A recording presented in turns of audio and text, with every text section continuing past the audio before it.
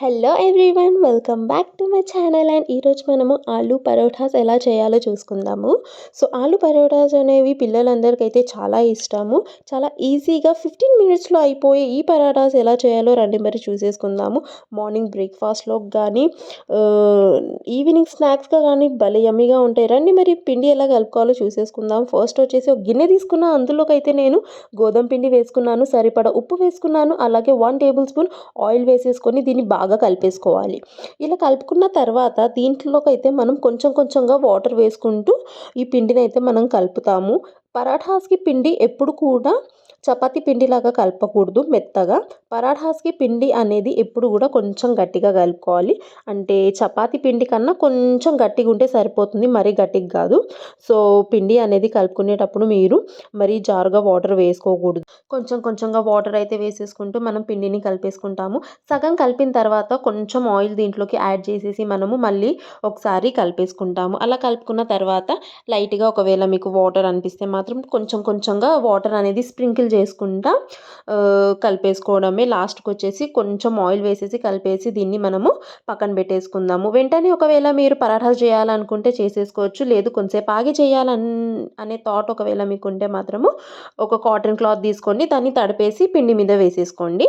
So ఇక్కడ వచ్చేసి స్టఫింగ్కి ఏం కావాలో చూసేసుకుందాము. ఇక్కడ కళాయి తీసుకున్న అందులో ఆయిల్ వేసేసి మీడియం ఫ్లేమ్లో హీట్ చేసేసుకున్నాము. దాని తర్వాత వచ్చేసి ఇందులోకి సన్నగా కట్ చేసుకున్న ఆనియన్స్ వేసేసి దీన్ని మనం పింకిష్గా వచ్చేదాకా ఫ్రై చేసుకోవాలి. దాని తర్వాత పచ్చిమిర్చి, కరివేపాకు వేసేసుకొని దాన్ని కూడా ఒక 30 to 40 సెకండ్స్ దాకా లో ఫ్లేమ్లోకి మనము ఫ్రై అవ్వనిద్దాం. ఇలా ఫ్రై అయిన తర్వాత దీంట్లోకి మనము అల్లం వెల్లుల్లి పేస్ట్ అనేది వేసేసుకుందాము. అల్లం వెల్లుల్లి పేస్ట్ని కూడా పచ్చివాసన పోయేదాకా ఫ్రై చేసేసుకొని దీంట్లోకి వచ్చేసి మనము సన్నగా కట్ చేసుకున్న పుదీనా, కొత్తిమీరని వేసేసుకొని దాన్ని కూడా ఒక 30 to 40 సెకండ్స్ దాకా ఫ్రై అవ్వనిద్దాం. ఇలా ఫ్రై అయిన తర్వాత ఆలూనైతే నేను ముందే ఉడికిచ్చేసుకున్నాను. ఆలూని మరీ మెత్తగా ఉడికించకూడదు, ఒక 2 to 3 విజిల్స్ వస్తే సరిపోతుంది. ఆలూని పొట్టు తీసేసి సన్నగా కట్ చేసేసుకొని మనం ఇందులోకి అయితే వేసేసుకుందాము.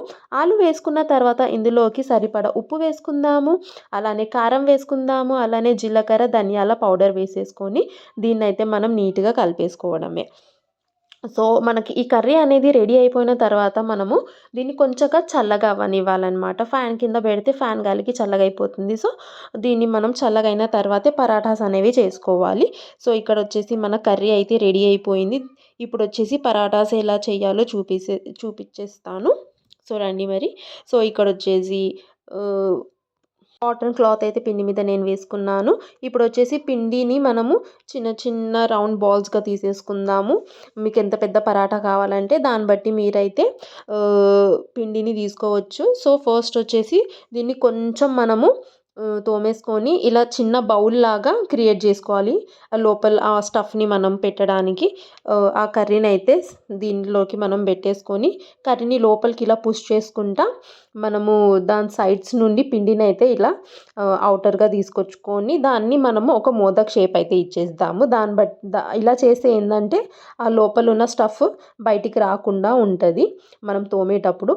సో ఇందులోకి మనం ఆలు కర్రీ వేస్తున్నాం కాబట్టి అది లైట్గా బయటికి వచ్చే ఛాన్సెస్ ఉంటాయి.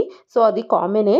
సో మీరేం భయపడాల్సిన అవసరం ఉండదు. సో ఇక్కడ వచ్చేసి మనం పరాటా అనేది తోమేసుకుందాము. కొంచెము మనం పిండి వేసేసుకొని పరాఠాస్ని అయితే మనం ఇక్కడ తోమేసుకుందాము.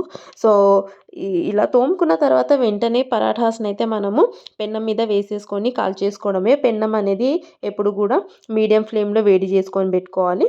సో ఇక్కడ వచ్చేసి పెన్నం మీద పరాఠా అయితే వేసేసుకొని నేను దీన్ని ఫస్ట్ కింద సైడ్ అయితే మనం ఒక 30 to 40 సెకండ్స్ దాకా కాల్చేసుకుంటాము. దాని తర్వాత దీన్ని తిప్పేసి ఇంకొక 30 to 40 సెకండ్స్ దాకా కాల్చేసుకుందాం. దీనిపైనకి మీకు ఒకవేళ నెయ్యి ఇష్టం అయితే నెయ్యి వేసుకోవచ్చు, బటర్ కావాలంటే బటర్ వేసుకోవచ్చు, ఆర్ ఆయిల్ వేసుకోవచ్చు.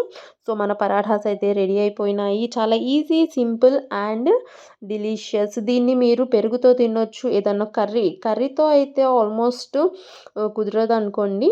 ఒకవేళ పెరుగు చారు ఉంటే అలాంటివి బాగుంటాయి, సాస్ బాగుంటుంది. అట్లాగే పికిల్స్ ఏమన్నా ఉంటే పికిల్స్తో కూడా చాలా బాగుంటాయి. పిల్లలకైతే సాస్తోనైతే భలే యమ్మీగా తింటారు. ఒకవేళ మీకు ఈ రెసిపీ నచ్చినట్టయితే మీరు ఖచ్చితంగా ట్రై చేయండి. అండ్ రివ్యూ కోసం కిందికి వచ్చి కమెంట్ చేయండి. Thank you so much.